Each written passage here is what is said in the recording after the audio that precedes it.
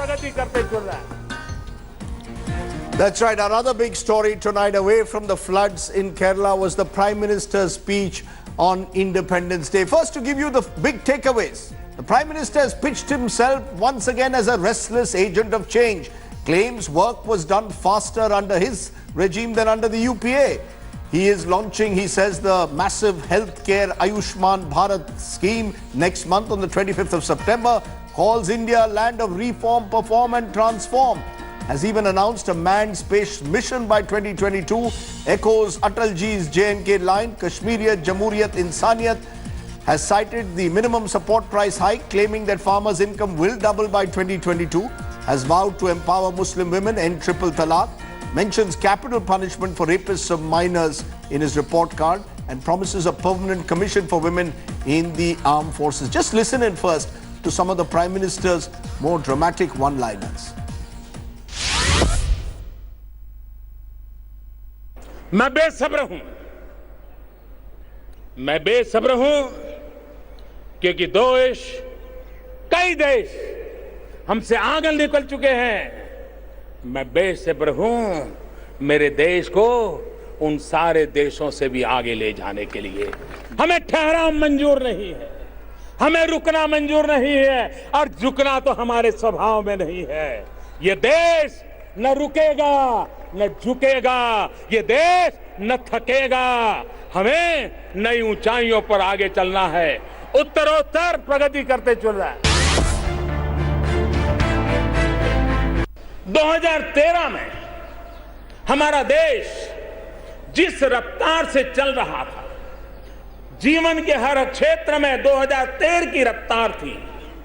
उस 2013 की रफ्तार को अगर हम आधार मान के सोचे और पिछले 4 साल में जो काम हुए हैं, उन कामों को अगर लेखा जोखा ले तो आपको अचरज होगा कि देश की रफ्तार क्या है, गति क्या है, प्रगति कैसे आगे बढ़ रही है।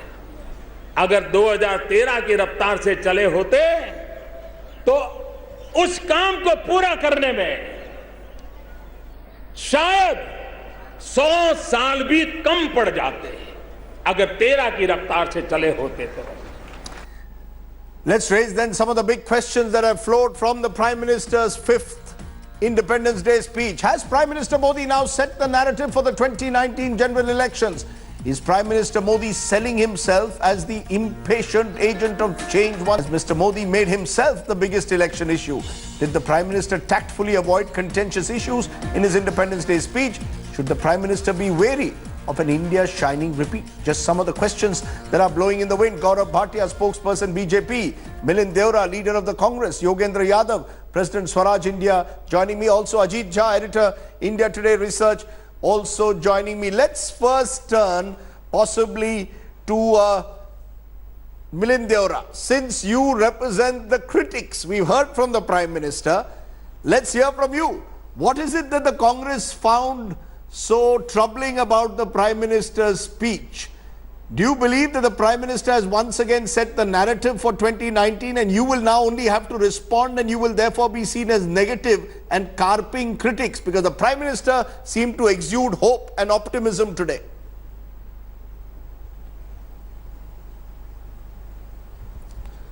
Well, Rajdeep, firstly, I do admit I did not watch the Prime Minister's speech live. I was busy with some programs, but I did catch the highlights. I'll be very frank with you, and this is my personal opinion, that when I watched the Prime Minister's Independence Day speech in August 2014, the year that he became Prime Minister, in spite of being from the opposition, in spite of us having lost power because of an election around Narendra Modi, I felt hopeful. I felt that this is a Prime Minister who has the right intent in some areas and will try to do the right thing in some areas. Today, one of the reasons I didn't bother to watch it, even if I was free and wasn't busy with programs, was because I think I'm sort of representing the view of most Indians in that a sense of apathy has set in. People who regarded the Prime Minister with great hope, great regard, felt that a lot of problems in India would be resolved, a lot of problems could be solved, a lot of good areas and initiatives that had been initiated by the UPA era could be continued at a faster pace. People feel disillusioned, disappointed. Now, there are many examples for that. But if I were to talk about the speech and the context of the speech, and when I saw the highlights, I thought it was very rhetorical. I thought it was too political. I thought it sounded like the Prime Minister was trying to tell India that the country achieved its freedom 4.5 years ago, and India had not been free for the last several decades, and that all good work that has begun has only happened now. And there are many, many examples of that. If I can take 30 seconds to give one very good example. The Prime Minister spoke about an initiative called BharatNet, which is to connect 2.5 lakh panchayats in India to a fiber optic backbone, essentially an information superhighway. Now, this project was conceptualized by UPA when I was a minister in the Ministry of Communications and IT. And I can tell you it was conceptualized in the year 2011. It took us almost 2 years to get the groundwork ready. We had to figure out how to get funding for that project. We had to go to state governments and convince them to waive off right-of-way charges. By the time we did that and started implementing the project with great gusto and great speed, it was around 2013. By the time we demitted office, we had already provided fiber optic connectivity to about 30,000 villages. Now this government has brought it up to 2 lakh panchayats, which is great in the last 4.5 years. They've taken that initiative forward. But to suggest that we did nothing is almost akin to a cricket match where one batsman is scoring 99 runs and the other batsman comes in and scores 1 run and takes credit for a century. So I think we have to put things into context. So in my opinion, the Prime Minister, I think, stayed away from addressing very, very critical issues that are confronting this country today. And I think that he focused on rhetoric and tried to set a political tone, which I think was unfortunate. Respond, Gaurav Bhatia, to what Milind Deora has said. He says the Prime Minister once again is taking credit for perhaps schemes that were initiated in the UPA years, almost seems to suggest that India began in May 2014. He seemed to suggest that if he had not been there, none of these schemes would have existed.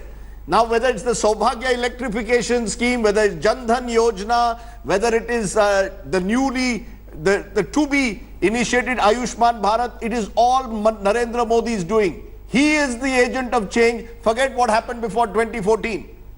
And that's a bit unfair according to the opposition.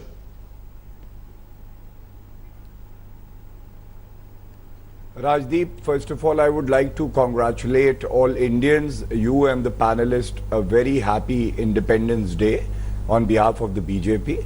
And I think it is important that today the Prime Minister of our country spoke like a statesman, and he showed that how he is firm in his resolve to ensure that the future of our country is bright and that we become a world power. And why do I say that? Because I heard Milind, and he said that in 2014 it was a very good speech delivered by Mr. Narendra Modi. But even in 2014, when I saw Congress was criticizing Narendra Modi ji's speech, so I'm sure that after 3-4 years, they would be praising this year's speech as well. They do take time to absorb and introspect and then understand Mr. Modi's speech. But I think when he spoke on a very wide range of subjects. He touched issues like the GST. He gave numbers to substantiate his claim. A constitutional amendment was brought. All political parties were taken into confidence. He spoke about women empowerment. He gave the example of 3 women Supreme Court judges who are there first time after, India attained independence. And I think the mantra is very clear: perform, reform and transform.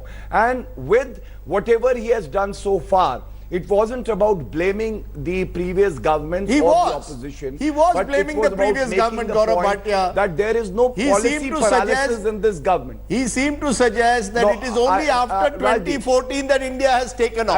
I will address that point also. I will address that point also.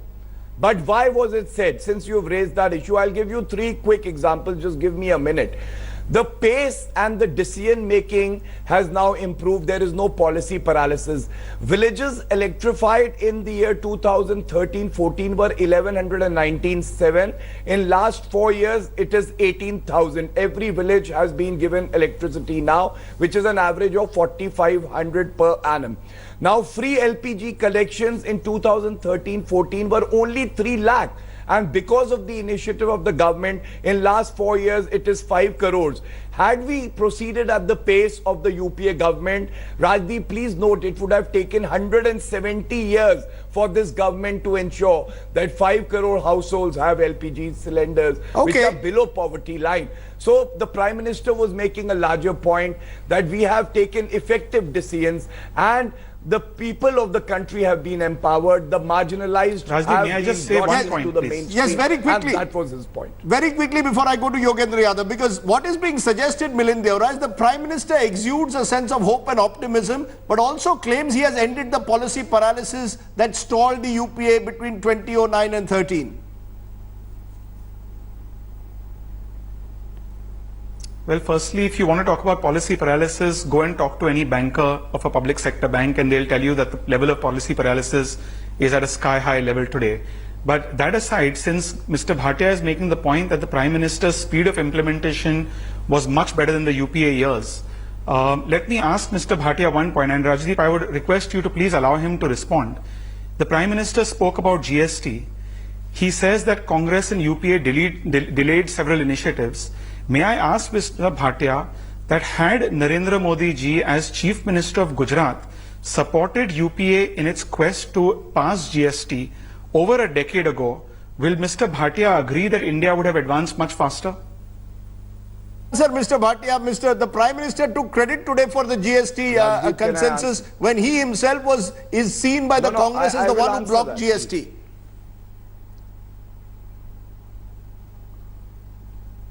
Let me tell you, Rajdeep, I think my friend Milind probably is not well versed with facts.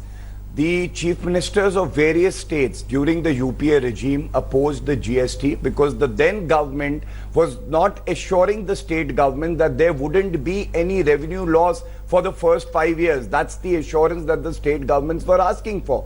And when Narendra Modi ji took charge, we assured all the state governments not true. that after the implementation of the GST, the central government will ensure that there would be no revenue loss to the state government. Okay, you made your point. I want to go to Yogendra. This is an old argument. This is an old argument as to who blocked GST. Can I just come back to the speech? Just a minute, gentlemen. Gentlemen, please. Let me come back to the speech. Just a minute. I have given the issues, interestingly, that the Prime Minister didn't talk about. And Yogendra Yadav, I want to come to you about that. He didn't talk about agrarian distress. He didn't talk about lynchings. He actually didn't even talk this time about demonetization, which a year ago was being branded as one of his game-changing moves. I just want to understand, is this a Prime Minister you sense who wants to ride a wave of optimism, a feel-good guru, so doesn't want India to look at the darker side, felt that Independence Day is an opportunity to motivate India rather than make India feel negative about itself?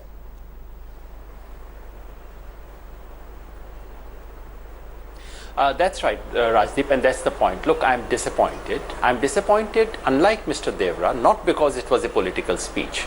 It was a political speech and it's meant to be a political speech. When the Prime Minister of this country speaks on Independence Day, he's not the President of this country, he's not a titular head. It is his business to talk politics. It should not be a cheap electoral speech, and this was not a cheap electoral speech. And it is his business to try and sell the work of his government for the last 5 years. So he's entitled to it. I'm not disappointed because of symbolism. I really liked some of the symbolism, Subramaniam Bharati, Northeast reference, I love it. Not so much for stylistics. I thought he was a little jaded for his own style. He was more like a magician who's on the stage and knows that his spell has been broken. All the dialogues have already been exhausted. So there was a bit of nervousness that I felt, which must have to do with the outer perception. My real disappointment is, as you hinted, about commissions and omissions. What are the omissions? No talk about demonetization, on which he told the country, hold me accountable on this. Sir, I wanted to hear it from you today. No mention of dollar conversion rate, something that he had emphasized so much in his mock Red Fort speech of 2013, if anyone remembers that in Bhuj. No mention of lynching, no mention of farmers' suicide, no mention of the great promise of 2 crore jobs a year. But let's focus on what he said. That disappoints me even more. When the Prime Minister of the country speaks untruth from the Red Fort, he actually diminishes every citizen of this country. And the Prime Minister did more than once. The claim about electricity is false. All this has been established in social media. I wouldn't waste we've your given time a on fact that. checker as well. The claim about irrigation is false. I can give you complete figures. No, there are some Absolutely. true So claims the claim for about on- irrigation There are is some also true false. claims, some claims which may be Quoting exaggerated. of WHO report is when the Prime Minister of this country says, I have, these 99 projects have been done, that's a false claim on irrigation. On electricity, false claim. Reading of WHO report, sadly, very embarrassingly, that's also a lie. And it seems now that even the claim about women getting permanent commission, that's something that probably happened in 2008 and 2011 already. So it's embarrassing. But let me focus not on these tiny, small embarrassments, but on two specific things. Ayushman Bharat. What happened today? No new scheme has been announced. The headline of today should have been Ayushman Bharat, which was announced in the budget this year, has been delayed. It was meant to start today. The scheme has been shelved till 25th of September. Second headline is that several states, including Maharashtra, have refused to are not joining it. And the third important headline is that for this kind of meager allocation, private sector is not interested, and this whole scheme would be worked only on a pilot basis, only on the government thing. So what has changed? Okay. Similarly, and that's my final point, Rajdeep, on agriculture. Prime Minister peddles so Rajdeep, many allow me of to these please come in and half-truths respond and to dubious Mr. Yogendra claims. Yadav. Doubling of farmers' income. Sir, yes, but I'm just finishing. Doubling of farmers' income. Does the Prime Minister owe me a response to say how much has he done in the last 4 years?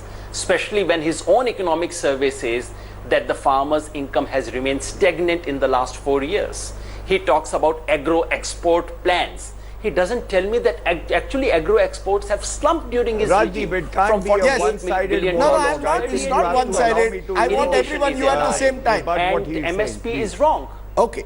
You've made, all three of you have made your point. Ajit Jha has been quietly listening, and Ajit, as our editor research, you've been digesting it. Now we could go through the fact checker, and we have. There are facts we are putting out where the Prime Minister may have engaged in what is seen as hyperbole, some where he has actually had concrete achievements.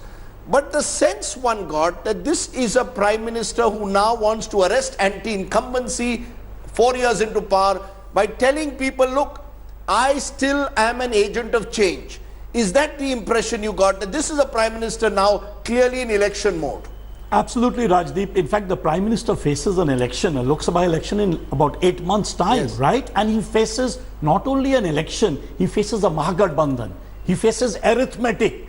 And how do you fight this kind of arithmetic in front of him? You could see the Prime Minister was tense when he was walking, for example. So what does he do? He changes the narrative. How does he do? He's a clever Prime Minister. He uses the ramparts of the Red Fort to make it a political speech, as Yogendra himself admitted, and an electoral speech. What he does is he counts his achievements. He tries to omit the failures to some extent.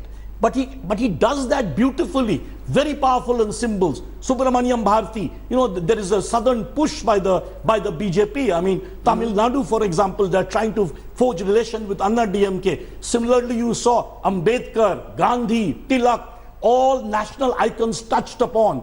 And in that, the sort of mixing of poetry with politics. Is he the message? Is he himself the message? मैं बेसब्र हूं. मैं बेसब्र हूं. Absolutely. That I'm impatient. that is the headline. I am impatient for change. So we know that Mr. Modi is powerful on symbols, perhaps not that strong on statistics and data. And today, by the way, 15th August Independence Day speech is not meant for data. It's meant for the big picture. And I thought it was a great success in terms of that this is a Prime Minister which is going to transform the country. That's what he kept harping on. That's what he's sending out. Okay, now I will give Gaurav Bhatia, before he complains, a chance, a shot at responding. Prime Minister not caring about the minor details of statistics, Yogendra Yadav pointing out flaws, Milind Deora pointing out flaws, but the big picture, agent of change.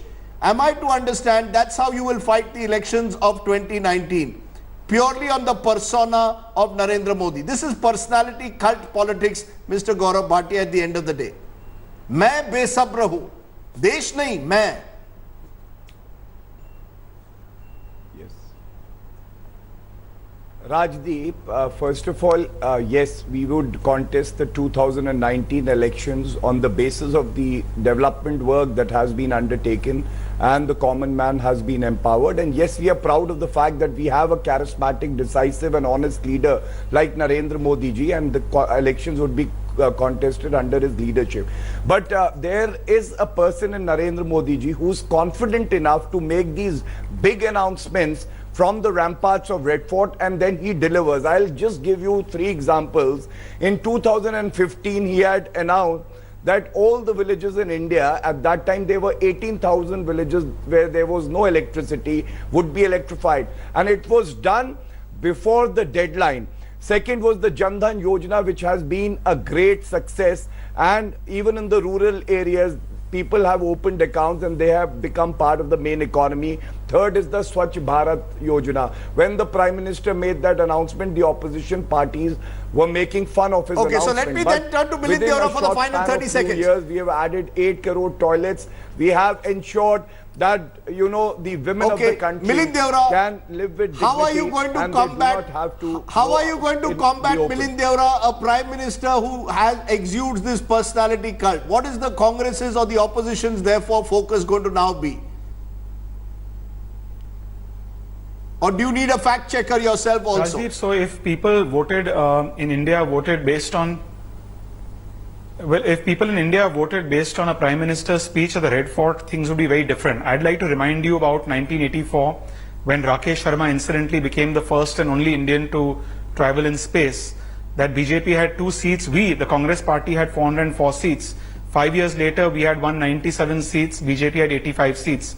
So things change in politics. I think today, to touch upon what Yogendra Yadav said, which is a very, very important point, and it's not just to score political points the way the Prime Minister did back in 2013. Yes. But the fact is that the rupee to the dollar has depreciated by 17%. Yeah, but we could look at how much the rupee depreciated when you were in power. 60 rupees to a dollar.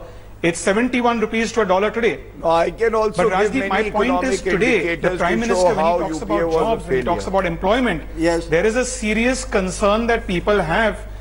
Let me finish, please. There is a serious concern. Please understand Economics 101. When the rupee rises in a country that is depending and reliant on foreign oil, a country that is importing $60 billion of electronics every year, there will be inflationary pressures to our economy. That means the RBI will have to increase rates. That means it will be harder for businesses to take loans and do businesses. That means there will be less investment in our country. That means there will be less jobs. So I think the Prime Minister and the government and the country still has 8 months Rajdeep, left before an election. I don't think this is the end of it all. I do believe that the Prime Minister did focus on a story. He did focus on a lot of rhetoric, he focused on a lot of rhetoric, but this is not the end of it. I still believe that facts will be put out by the Congress party, by the opposition, through the media, through social media.